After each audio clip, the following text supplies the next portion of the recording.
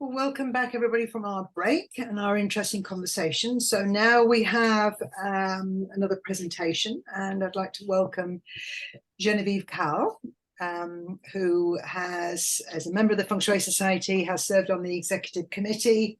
She's based in France. And today, Genevieve is going to talk about how to solve sleeping issues with classical Feng Shui. Her background, and we talked this morning about the very different backgrounds that our Feng Shui community have.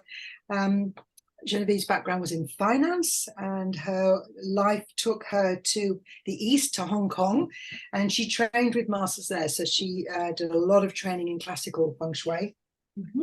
And her main activity now is Feng Shui. We were talking this morning about teaching people, doing consultations in person and online.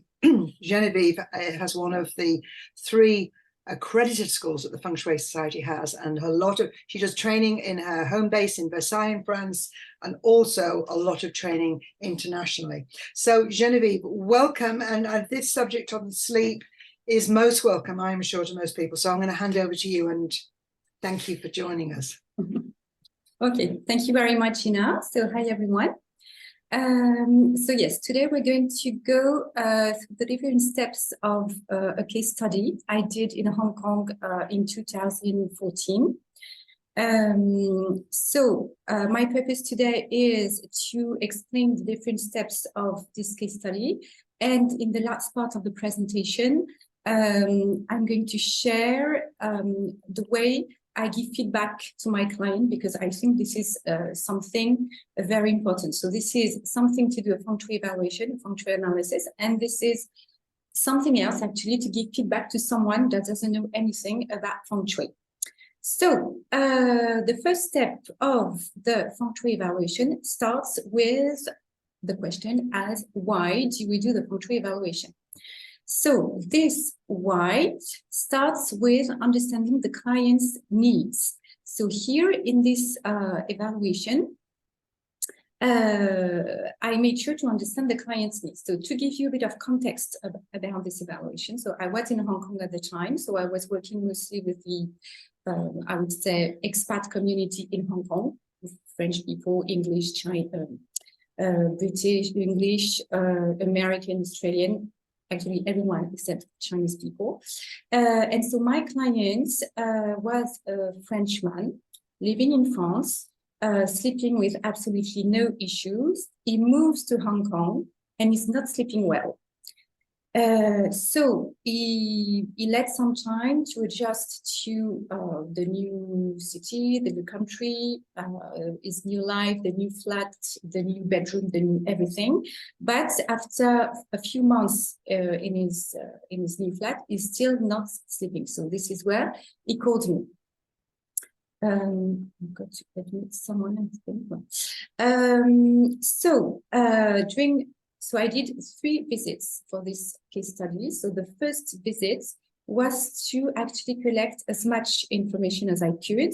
So basically discuss with my client as much as I could to make sure I understood the situation properly. I understood his needs and expectations, and to also share with him what he could expect from the Feng Shui evaluation. So here the need was actually quite straightforward.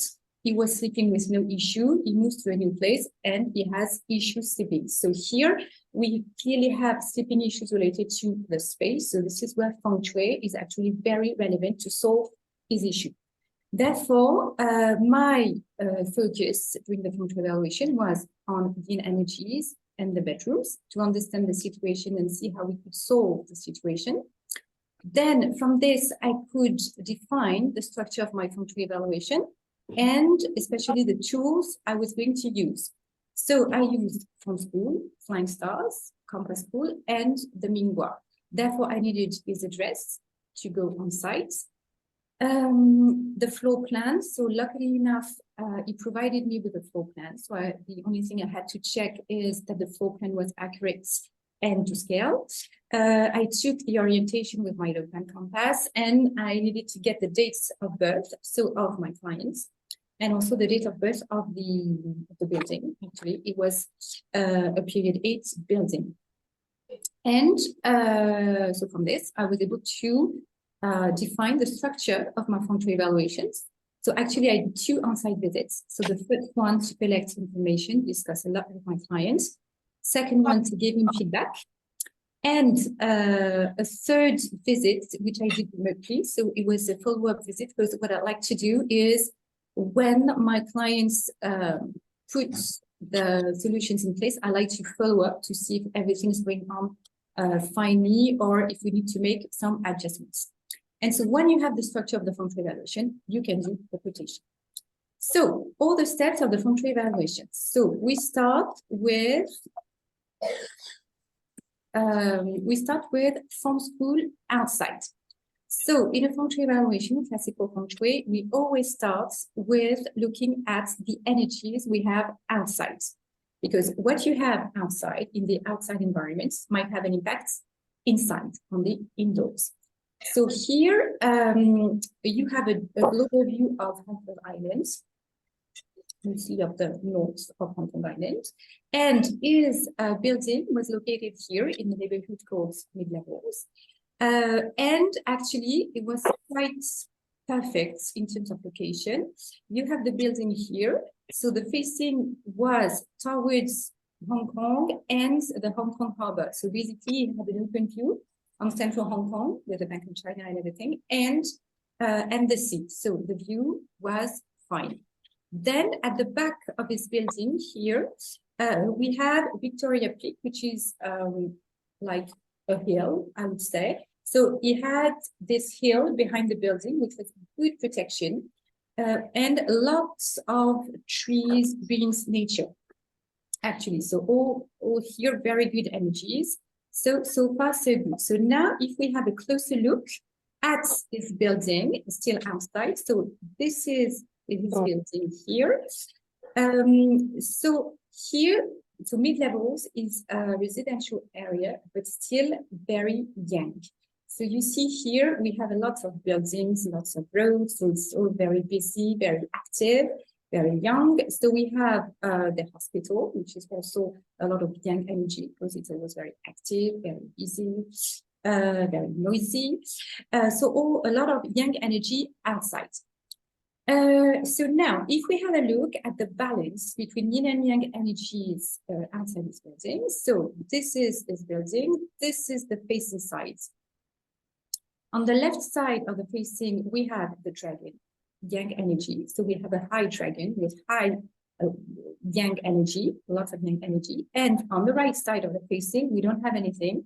It's quite flat, but we still have a road, which is yang. So basically here we have an imbalance between yin and yang energy, and we have more yang energy outside. So all of this is consistent, the analysis of the outside environment. We have a lot of yang energy.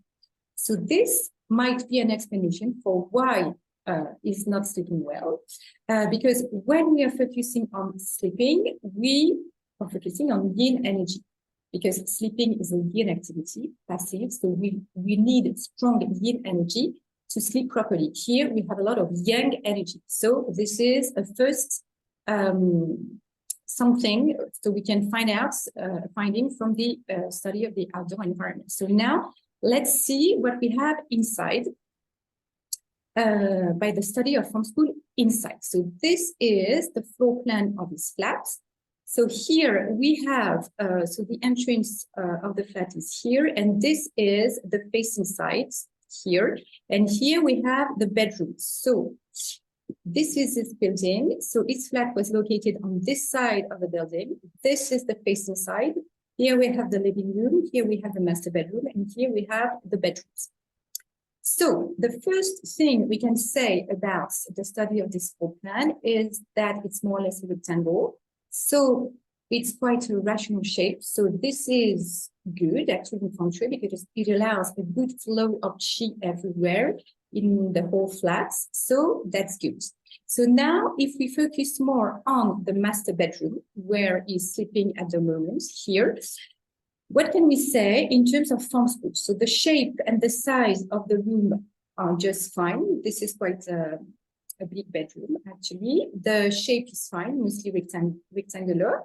And what can we say about the position of the bed? So the position of the bed is fine as well, according to the Feng Shui principles, because the bed is against a solid wall, so this is a good protection. We have the qi flow between the door and the window. So qi is flowing like this. So the bed is not in the qi flow between the door and the window. So he can sleep properly. And when lying in his bed, he can see the whole room. So basically, is in control of the situation. So there's nothing actually with Feng Shui inside that might explain the sleeping issues. The only thing we can say here is that his master bedroom is at the front of the flat, which is the most yang part of the flat. So we have strong yang energies on the facing side. So maybe this could explain why he's not sleeping well. The second thing is that we have the bathroom here. So the first recommendation I told him actually when I visited the flat for the first time was to make sure he always closes the bathroom door, and that's it. So you don't have the energies of the bathroom mixing with the energies of the bedroom, but that's it. And in the two other bedrooms, the bed are also well positioned. So there's nothing wrong with Feng Shui actually in this flat inside. So now we need to move on to the flying star analysis to see if maybe we have an explanation for his sleeping issues with the flying stars. So here is the flying star chart for its flat. So the facing side is here, and the orientation is 107 degrees. So this is the east 3 facing west 3 sitting. The building was built in period 8, so this is a period 8 chart, and I did the evaluation in 2014. So we have the annual stars of 2014. So we are doing this Feng Shui analysis. We're focusing on the bedrooms and yin energies. So we're not going to analyze the combination of stars in all the palaces. So first, we're going to analyze the combination of stars in the master bedroom, because we want to understand why he's not sleeping well. So we are going to analyze the stars in the Southeast Palace, in the master bedroom. And then let's see what we can do with the two other bedrooms, because here we see that we have a single man living in a 3-bedroom flat. So maybe we have some flexibility to make a suggestion that maybe he might go and sleep in another bedroom. We don't know yet, but this is an option we could have. So what can we do with bedroom 2? In bedroom 2, we see that we have 2 palaces, and let's have a closer look at the flying stars. So when we're doing a Feng Shui evaluation focusing on bedrooms and yin energies, we're focusing on the mountain star. We are in period 8. So the auspicious stars in period 8 are 8, 9, 1. 7 is neutral, and all the other stars are inauspicious. So in the master bedroom, we see that we have mountain star 2, which is inauspicious. In bedroom 2, we have in the South Palace mountain star 6, inauspicious, and in the Southwest mountain star 4, inauspicious. So maybe there's no point telling him to leave the master bedroom to go in bedroom 2, as the stars are not so auspicious. But in the West Palace, we can see that we have mountain star 8, which is very auspicious in period 8. So maybe that would make sense to analyze the flying stars in the West Palace to see what we can do with those stars. So we're going to analyze the stars in the master bedroom and in bedroom 3. So in the master bedroom, we have mountain star 2, which is Earth, and inauspicious. And this mountain star 2 is supported by the water star 5, also inauspicious in period 8. So basically, we have 2 inauspicious stars in combination, 2 Earth inauspicious stars in the master bedroom. The only good news here is that those 2 inauspicious Earth stars are weakened by the period 7 metal. That's it, because otherwise we have 2 controlling cycles, the metal 7 controlling the wood 3, and the wood 3 controlling the earth. So this is not a good combination, because 3 wood controlling the earth, we have wood controlling an inauspicious star, so in a way making it even more inauspicious. And also we have to take into consideration the meaning of the stars. So when inauspicious, 2 means illness, and when inauspicious, 5 means death. So we have very inauspicious energies in the master bedroom. So the good news, in a way, is that we know why is not sleeping well, because we have very, very inauspicious energies in the master bedroom. So if it was to stay in the master bedroom, the remedy here would be to add a lot of metal to weaken the inauspicious energy of the earth. So let's see what we have in bedroom 3 as a combination of flying stars. So in bedroom 3, we have mountain star 8, which is very auspicious, actually the most auspicious star in period 8, and supported by the water star 8. Okay, so making it stronger. Then we have annual star 6, metal, weakening the earth, and period star 1, water, weakening the metal. So we have a weakening cycle, but this is also a productive cycle. So basically, this is a virtuous relationship. We don't have a controlling cycle in this combination, which is good. So actually, we have good energies, and more specifically, good yin energies in this bedroom. So my recommendation here would be to add fire to boost the auspicious mountain 8. So, okay, we have the findings of the flying stars. So now let's work with the Mingwa to see what we can do. So our client is a man born on October 26, 1961. So he's Bois number 3. And the auspicious directions for him to sleep are east, north, southeast, and south. So east direction here works in bedroom 2. So when we're talking about auspicious directions for sleeping, this is the direction towards which your head is pointing when you're lying in your bed. So east direction here works in bedroom 2. But we said that bedroom 2 is not an auspicious bedroom because we don't have very good energy. So this information is quite useless. Then another auspicious direction for him to sleep is north. So having the beds pointing north would mean having the bed in bedroom 3 here with the head here, and in the master bedroom having the bed here. So basically, if we place the bed towards the north direction, there will be energy flow between the door and the window.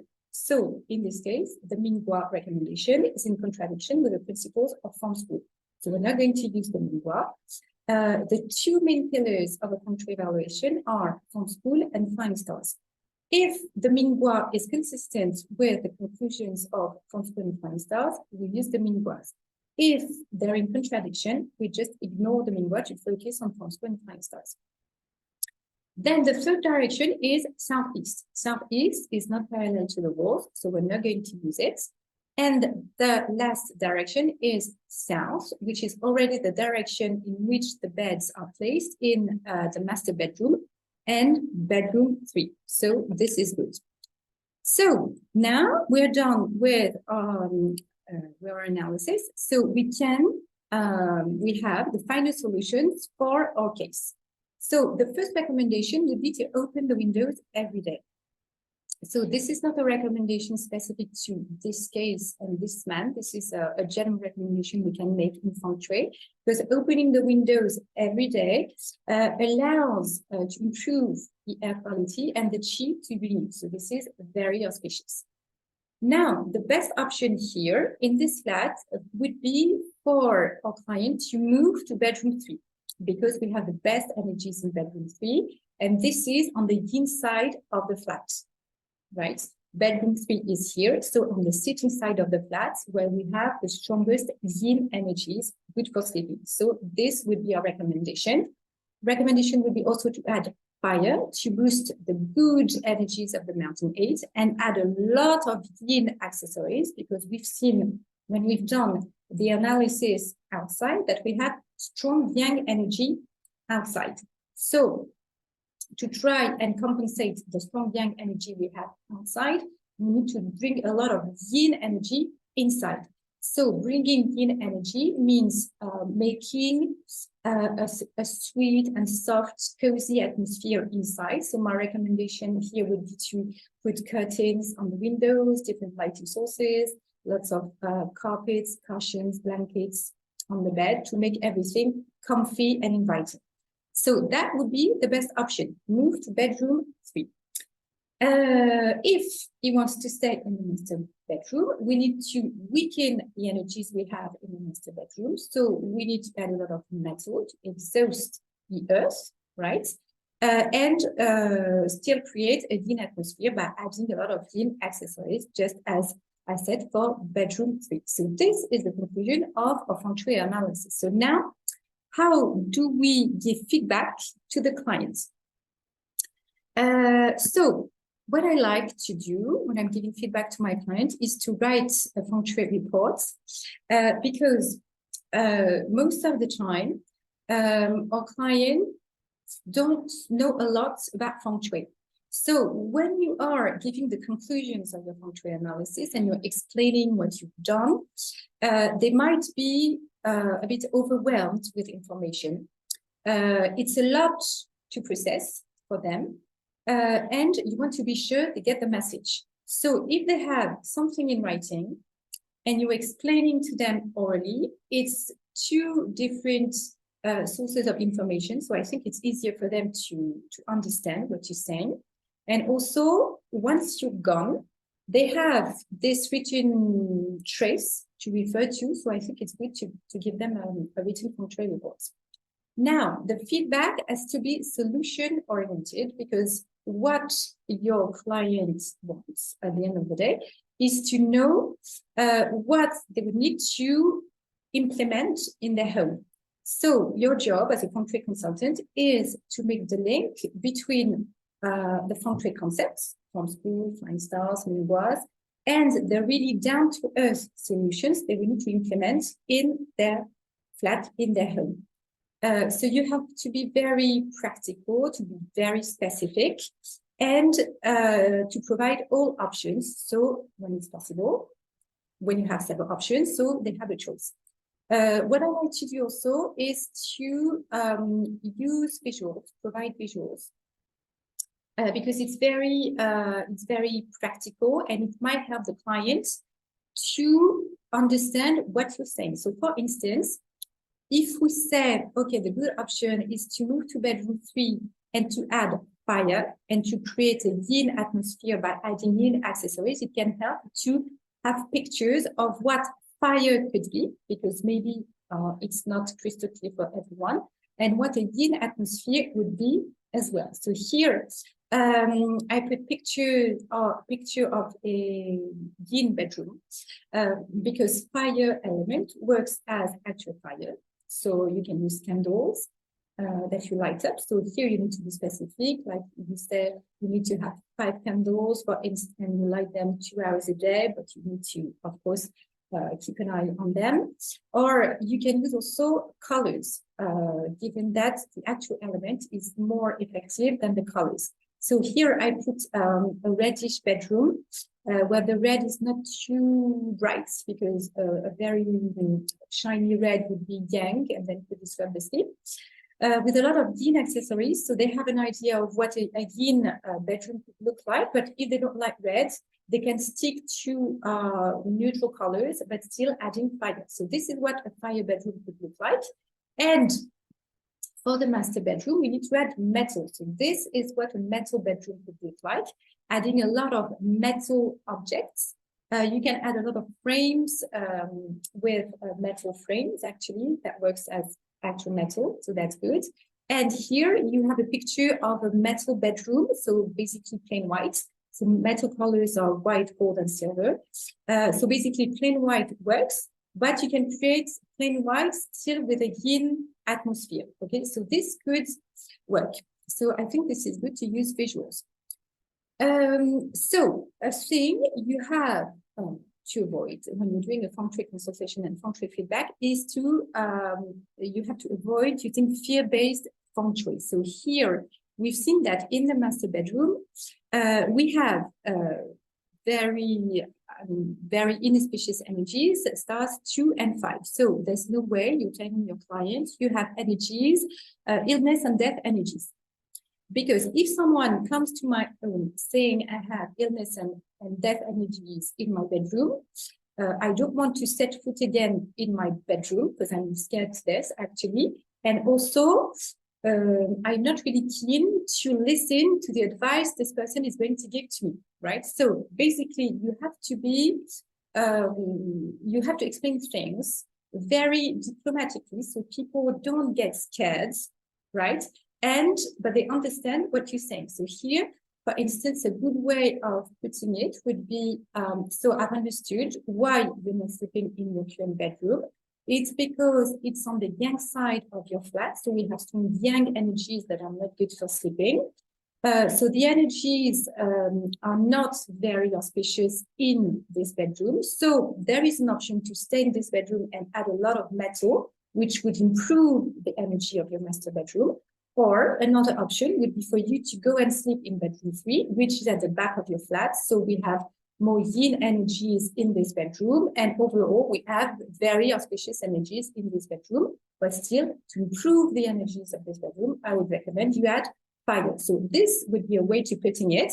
So you don't scare anyone and you give your advice and you give options. So now I know that people could be reluctant to change bedroom. And I know I will be reluctant to change bedroom. So another way, to say what you have to say would be, okay, here you have 3 bedrooms. So what you could do is do a 1-week test. You can try and go and sleep in bedroom 3 for 1 week, see how things are going on in this bedroom. And if things are better, maybe you could move to this bedroom, definitely. So actually my client was really motivated. So he straight away moved to bedroom 3. After a couple of nights, he was sleeping okay. So he decided to stay in bedroom 3 and just forget about the master bedroom. So what I like to do also after my second visit, feedback visit, is to schedule a follow-up visit to make sure everything is fine, or if my client has questions, then he can ask me the question he has. So here, the follow-up visit was a quick phone call. He said, okay, fine. I moved to bedroom 3. I'm sleeping fine. That's good. So actually, when you have a sleeping issue related to the space, this is where classical Feng Shui is very relevant to solve the situation. So this is how I did this Feng Shui evaluation, and I'm done now with this presentation. So I don't know, I'm ready for questions, comments, anything.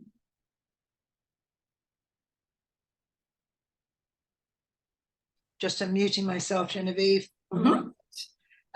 Should we, if you stop sharing, we can see people's hands go up. Yes, okay. And let's have a look at the gallery view. That's great. That's such great to do that.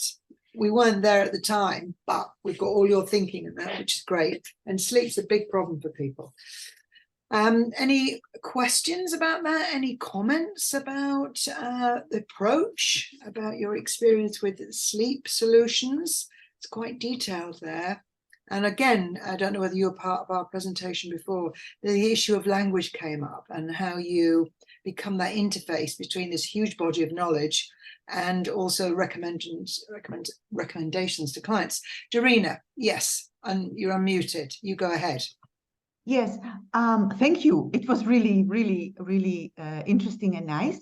I have a question, which is related to your case, but also more general.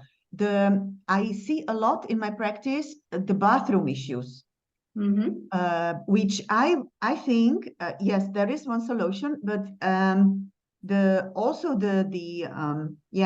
adjacent bathroom to the bedroom can also form a problem. Yeah, I would like you to elaborate on that. Wouldn't it be possible to choose the door or to change the door of the bathroom? Yes. In the corridor? I saw the floor plan, the drawing. Yes. I don't know, in some apartments which are hired, you cannot make the changes, obviously. But just imagine it would be possible. Would it be possible to change the door and replace the door from the bedroom to the corridor? Yes, you mean Theoretically, pure theoretically. yes, theoretically, yes. So basically, in classical Feng Shui, we consider that the energies of a bathroom are not auspicious energies, right? So if you have the energies of your bathroom mixing with the energies of the bedroom, it might cause sleeping issues.